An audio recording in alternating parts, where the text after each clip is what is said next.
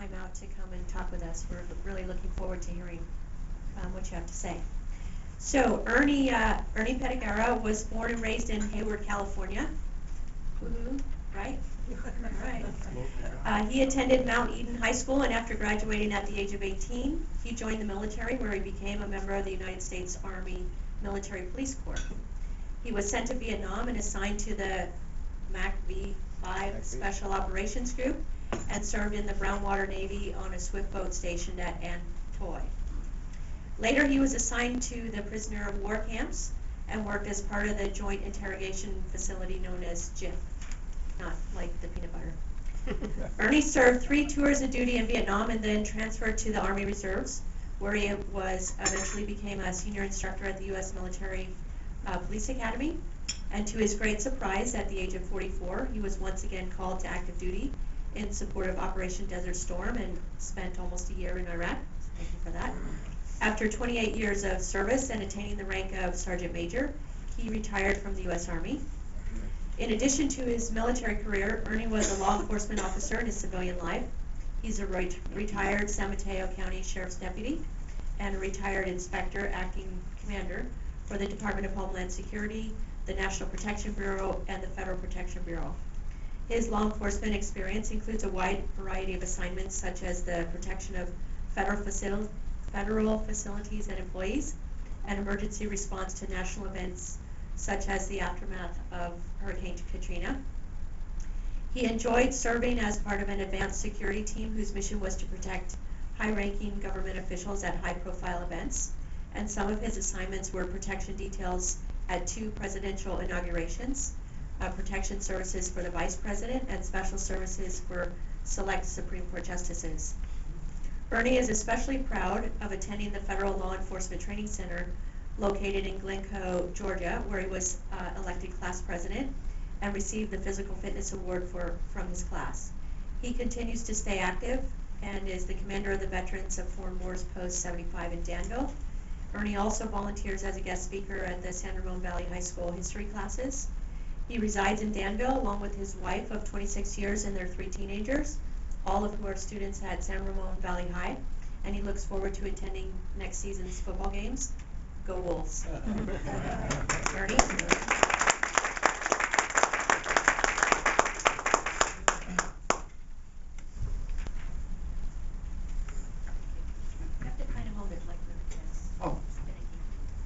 Well, as a Sergeant Major, I usually don't need these. And that's a fact, too. As she stated, I was born in Hayward, California, and I grew up there. It was sort of a rural area at the time. I was a member of the track team and the football team at Mount Eden High School, but I was also a Boy Scout.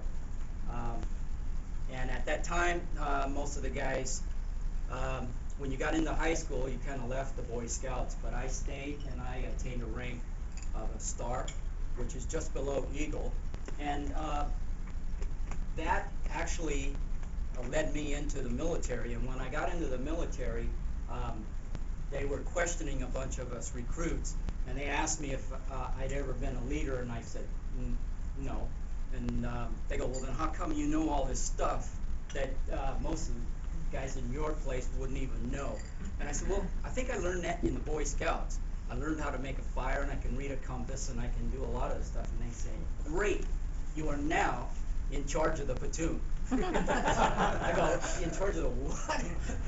And that led on.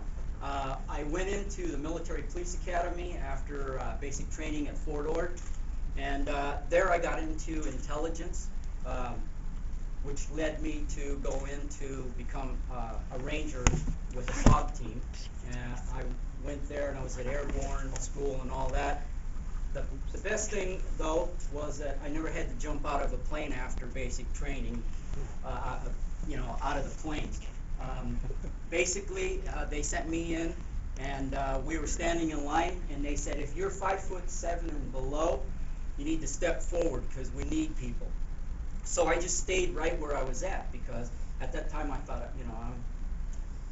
I'm big, I'm all right, my beret was up there, right? And my sergeant came over and said, how tall are you? and I told him I'm 5'5", and he said, "Step to the front of the line, Petagora."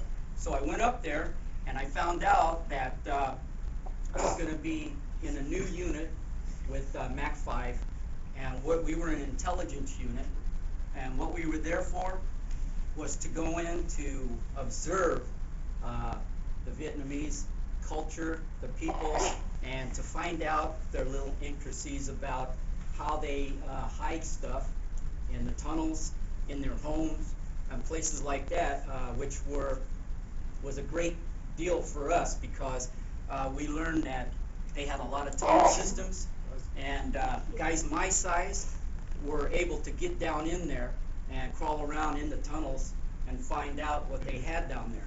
I was able to go into a tunnel right outside of Saigon, and we found a hospital unit that was actually in there and had been in there for probably a good 3 years. I found the morgue, and while I was there, I was crawling through this tunnel, and this is something in the tunnel. I don't know if you understand what these tunnels are, but they're probably about 28 inches wide, maybe about a foot high, and you got to grease yourself when you're in it. So you grease yourself, you have a 45, and you have earplugs and a flashlight that's right above your head that's wrapped around. You slide through there and you try to locate all the stuff. The Viet Cong were really good at how to booby trap these things. What they did was they would break up glass and throw it along the bottom so that when you're crawling through there, your chest would get really torn up. That was one of my experiences, and one of the ones that I never came upon and I really am thankful for was they took these little snakes. They were called the three-step snake, and if it bit you, you had about 30 seconds before you were actually dead, and you probably didn't even know you hit the ground. They would tie their tails and hook it to the top of the tunnel, so that as you're going through, the little snake would be dangling there, and with the bright light, it would hit it, strike at it, and it would get you in the face. That never happened to me, and it was just a sign for me to keep going on. I did that, and I was also with JIF. I was an intelligence guy, and what I did, my unit, MAC 5 unit, was specialized in, we went to go help down pilots, and we would go in and get them. One of the other other details was to go in and get a prisoner and bring him back. They would give us a detailed description of a person and tell us what the intel was saying. He would be at a certain place at a certain time, and my team would go in there. We would fly by helicopter about 2 o'clock in the morning. They'd drop us off around 15 miles outside of the LZ that we were supposed to go into, and then we would have to run as fast as we could through the jungle, and that was 6 of us. We'd get in there and we'd set up an ambush, and our job was to ambush everybody except for the person that we were trying to get. Our medic would inject him to knock him out. We'd fast rope him out of there, and then we'd have him and we'd send him in for intelligence briefing, and that's basically what we did. I did a number of those, and I got my whole team was given the Presidential Unit Citation for a job well done on that, and that's one of my better things that I did in Vietnam. When I left the military, I was asked to teach at the Military Police Academy Intelligence School in Glencoe, Georgia. In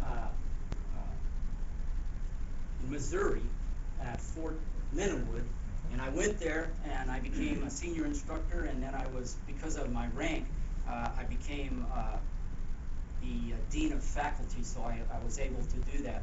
At the school, we were able to meet other MPs from all over the world. They would come there, their armies would send them to our school to learn our tactics for interrogation. And as you all know, and we're probably, a lot of us are about the same age, if you ever read or heard about the Vietnam War, when we interrogated somebody, there were no rules or regulations at that time. Our job was to get information, and that was it. If you didn't get the information, you failed. And so we never failed. we always got information. When I went to Saudi and I was in the Iraqi war, things were pretty much on the down with that. We didn't waterboard anymore, we didn't take people up, but we did do things like sleep deprivation, and also we used this thing, it's called psych war, where they completely take the tent that they were in, completely black it out so that they couldn't know whether it was night or day, and we played this loud, blaring music for 24 hours straight. Actually, it was more like 72 hours straight. And during this time, I mean, it was just, you know, we had like the Rolling Stones playing for hours, and then we go to a classical music, and then we go in there and we march them around, and we keep them up so that they couldn't, we make them eat a lot, and then we wouldn't feed them for a couple of days, and we restricted their use of the restrooms, and after a while, everyone has a limit. There is no one that I know of that can outlast us, and you would talk within, I would say, 2 days you would be talking, and they told us a lot, which helped us as we took the war. As you know, in 100 days we were finished. We could have moved on, but higher ups said no.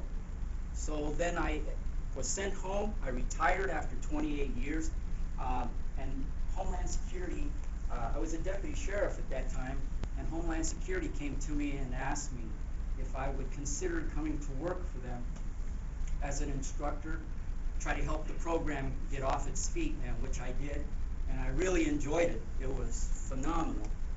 But they said there's one issue. Even though you're 57 years old, you still have to go through the physical fitness portion of the academy.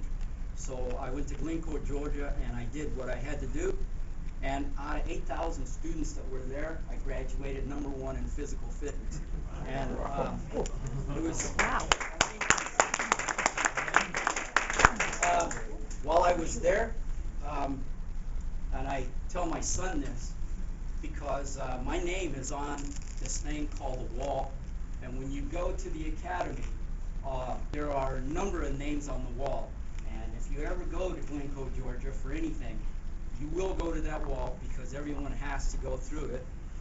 And you will see, if you ever remember me, you will see my name. And that's one of the greatest things that I can give to my family, because my family, after I'm gone, they can still go there and it will be on that wall. I have a lot of buddies that were there, and there is another wall that you don't want to get on, and that's the memorial wall. And law enforcement, as you know, is pretty messed up right at the moment. A lot of things are happening in this world. So that brings me to a topic. When I was there, I was assigned to VIP protection. That wasn't my specialty, but I was assigned to it. And as I was there, that was due to the fact that while I was in the military, I was a pretty good shot with a rifle. And I went to sniper school, and I became a sniper for MAC 5. And I utilized that trade very well in Vietnam. And then when I got out, I did that for San Mateo County. When Homeland Security asked me to go to work for them, they mentioned that fact. They said, we know you're a pretty good shot, and we want you to come to us, help us out, teach all the guys your secrets. At that time, they asked me to go and be VIP security on the security detail for, that was his very last portion of his tour as president, and that was Bush Sr. While I was there, I got to meet President Bush Sr. He is one of the nicest, generous, and courteous people you will ever meet. You wouldn't even know he's the President of the United States had he not had like 20 of us around him. And every time he moved, you know, you move with him, and you move this way if he moves that way. But they do that once in a while. I got to meet Obama, and Bush Jr. was hilarious because he always had a joke to tell all of us before we went out to do anything. He was phenomenal. I really liked him as president. He as an employer, he was very courteous, and at Christmas time he would always come down and talk to all the guys, wish us well, and to our family. I know a lot of people have different opinions of the presidents, but I can tell you that Bush Jr., he's a cut-up. I mean, he was a cut-up. He was always telling everybody jokes, which was great. Bush Sr. was more sophisticated. He was a gentleman, and I got to meet both of them. I did a very short tour with Obama. I was able to watch Obama during the inauguration, and I was on a rooftop right across the street from the White House, and I had the opportunity to look through a rifle scope at Obama as he came out. There very few people get that opportunity, and it'll always be in my heart, you know, that the government of the United States trusted us enough to allow us to do that. I mean, it's not easy, and if anybody else would have done that, I'm sure not good things would have happened. Okay. I retired after attaining the rank of commander. They sent me from Washington. My duty stations were varied. I was in Miami, Florida for a while. I was in Washington, D.C., San Francisco, and I ended up in Phoenix, and I was commander at Phoenix.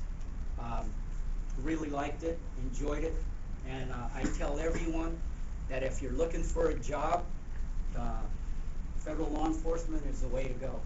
They really treat you good. They take care of you as long as you take good care of the people that they assign you to. My special assignment was Sandra Day O'Connor. I was with her for many years. And then there was a couple of occasions that I will tell you about that were not nice for me. I happened to be with one of the Supreme Court justices in Phoenix, and we had driven to Tucson, Arizona.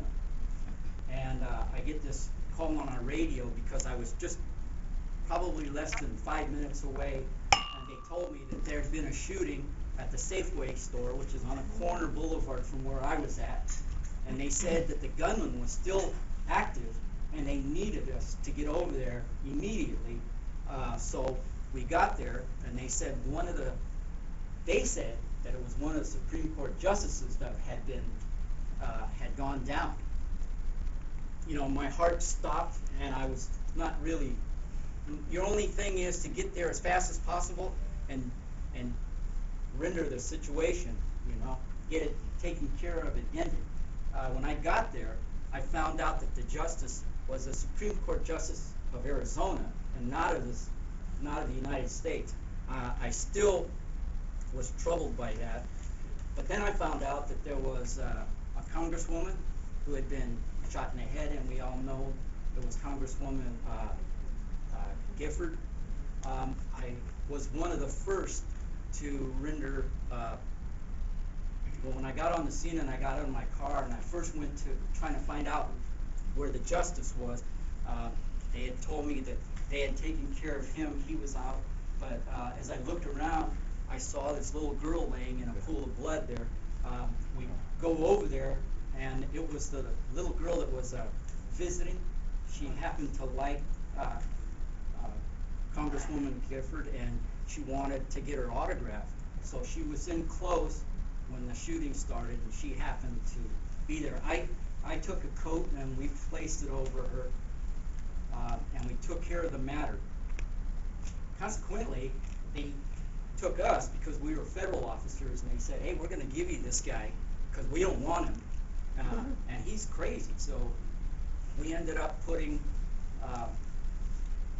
the gentleman Waffner into our car, took him down in a great big old procession, and we held him at the U.S. Federal Marshal's lockup, and then we took him into a place called Casa Grande, which is a federal immigration lockup, and they kept him there until we had to fly him to Missouri for medical checkups over there, which turned out to be that he was insane and he can't face trial. So he's in a rehabilitation center right now, and I hope he comes out soon so that he can, we can end this. But that's basically the last job that I ever did was with Congresswoman Gifford. And right now, I'm the commander of the VFW in Danville. And my great friend Tom Eager there actually asked me to come and speak to you. And I'm very grateful that he did that. I'm thankful that you allowed me to stand before you and tell you a little bit about my life. I also, my buddy here, Dave, we all work the car show. So if you're ever here during August, come on down, because Tom and I and Dave and my son, we're all parking those really nice cars. It's the safest show in the country. Yes. So, and I want to tell you that, Bob, I went to his house when he had thing for when you were for the people that were running for election, and he's a great guy. Yep. And I'm glad everything went good, and I'm glad you're going to be our mayor. Okay? And that's about it. So if I can ask you, if you have any questions, please feel free to ask.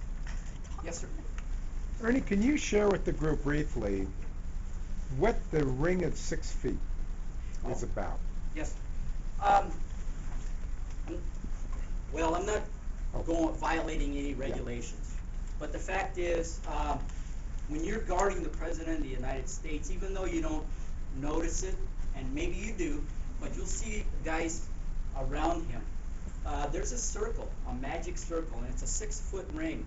And any time that the President moves, that ring moves around him, always by him. And the officers are always there, and they never leave that area.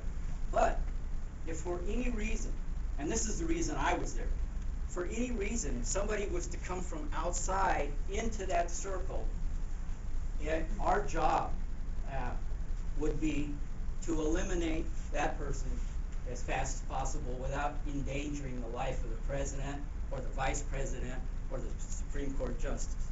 And that's what we did. And so you're always on the alert, because you never know what's going on. And if you've seen some of this stuff where all the presidents, I think it was Obama, was walking through a group, and this guy came out and grabbed him. Yeah. You remember that? And hugged him and lifted him up and gave him a big Yes. bear hug? Yes. Well, I'm sure, I wasn't there for that, but I'm sure that those guys probably, they were sweating. I mean, they don't even ask you to take the shot. It's our responsibility to take the shot. But they must have saw something in there that they didn't have to do that. Your heart, I mean, you see all this gray hair? It's just not all my son, or my wife, or my 2 daughters that are going to be graduating. But when I first started working for Homeland Security, I had actually black hair, and I didn't have any wrinkles or anything. But the job is tremendous amount of pressure on you, and you know, it's your responsibility. And if you make the wrong move at the wrong time, I